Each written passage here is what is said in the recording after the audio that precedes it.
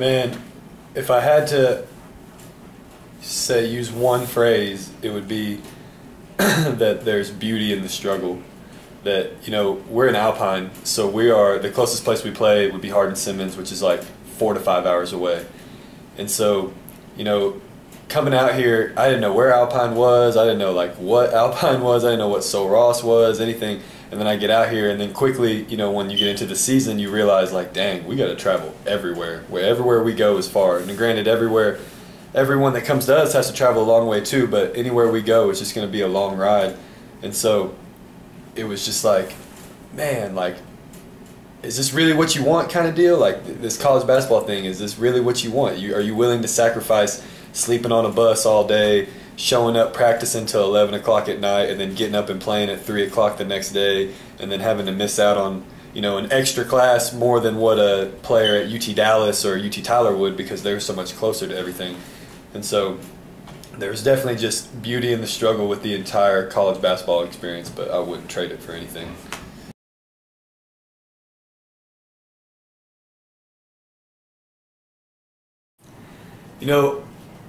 It was sad. I cried my last game. I didn't cry until I walked through the tunnel, because I knew this is the last time I'll walk through a tunnel and I'll have a jersey on and it's going to mean something. And so it was sad at first, but overall I don't think it has had too much effect on me. It's freed up a lot of time for me. I have so much more free time to do things I wasn't able to do before. I'm a youth pastor and president of FCA, and so not having basketball practice every day, or not having to lift weights or even games and stuff like that has really opened up a lot of things. But overall, I don't think it's affected me too much. I don't think it'll really affect me until maybe next year, whenever one of the guys on the team next year shoots me a text or gives me a call and says like, hey, are you going to be at our game this weekend, or are you going to come watch us? And having to watch somebody play in a Sul Ross jersey after I've had to take it off, it might have a little bit more effect, but as of right now, it hasn't been too big.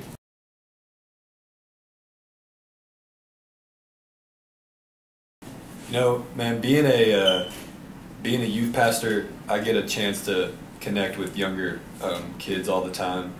And then being president of FCA, I've got the same kind of deal where I get to connect with the college kids, and feeling like later on in my life I will be a pastor at some point. So basically all that summing up to just being a follower of Jesus Christ, it's been really cool for me, because this past summer I went to Israel and I got to see all this cool stuff. I got to play in a basketball tournament over there. It was an awesome time. But I came back and I came to school thinking like, I'm gonna help out the team so much from a God standpoint. Like, I'm gonna be able to teach them so many things and all this stuff, and I'm gonna ultimately help them to become saved, or whatever you want to call it. And I thought that was going to happen, and then slowly but surely throughout the year, God just kind of kept revealing to me like, hey, look, like, for one, you don't do any of the saving. Jesus Christ saves, you don't. If we're being saved in the name of Zach, we're all going to hell, basically.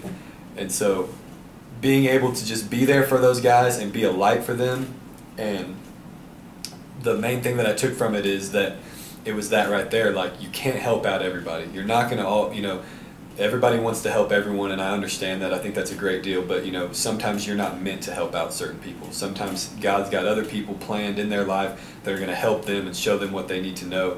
And that was one thing that I had learned with these guys, is that I have to let them do it on their own. Much like whenever I even have my own children later on in life, like, I'm going to have to, they're their own person.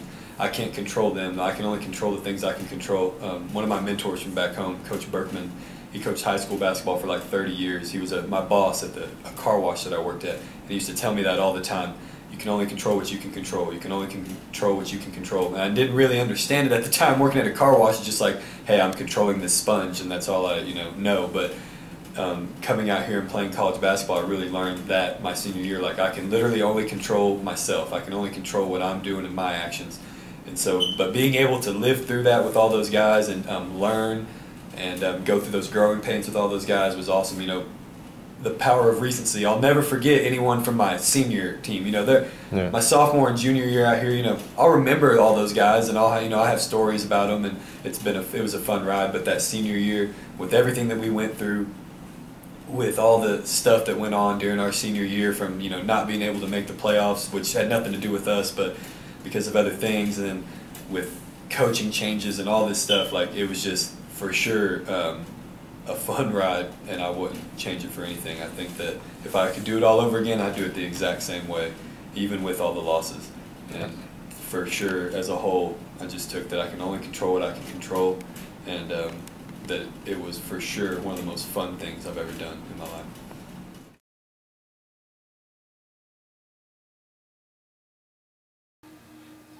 The experience was a long story, like having to wake up early for breakfast, which wasn't all that great, and then having to go to shoot around early in the morning, knowing we have a game at like 3. But, I mean, I wouldn't change it for the world, though, because I got to learn a lot about, like, people on the team. Had so many laughs on those horrible bus rides, because those bus rides are ridiculous. Too long.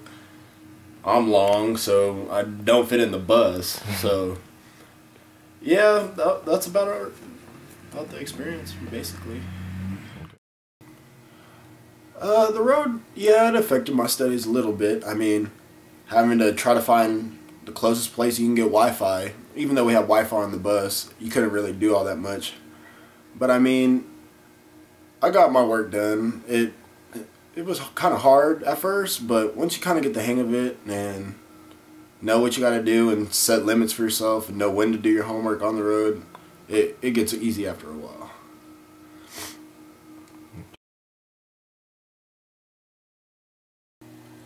I just really been trying to crack down on these classes, trying to pass, and honestly just been working out, trying to get better for next year. And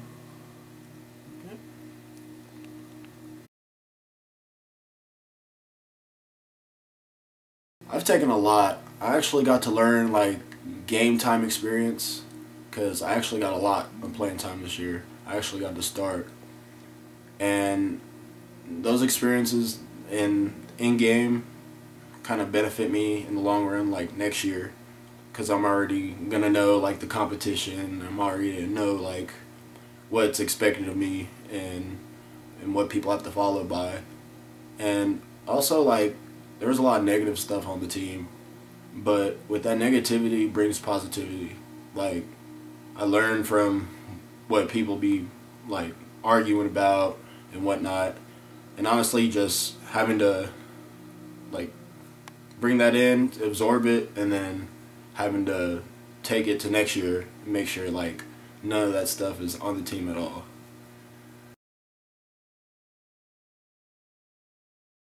Oh, I'm looking forward for a lot. I mean, I get to be an upperclassman next year.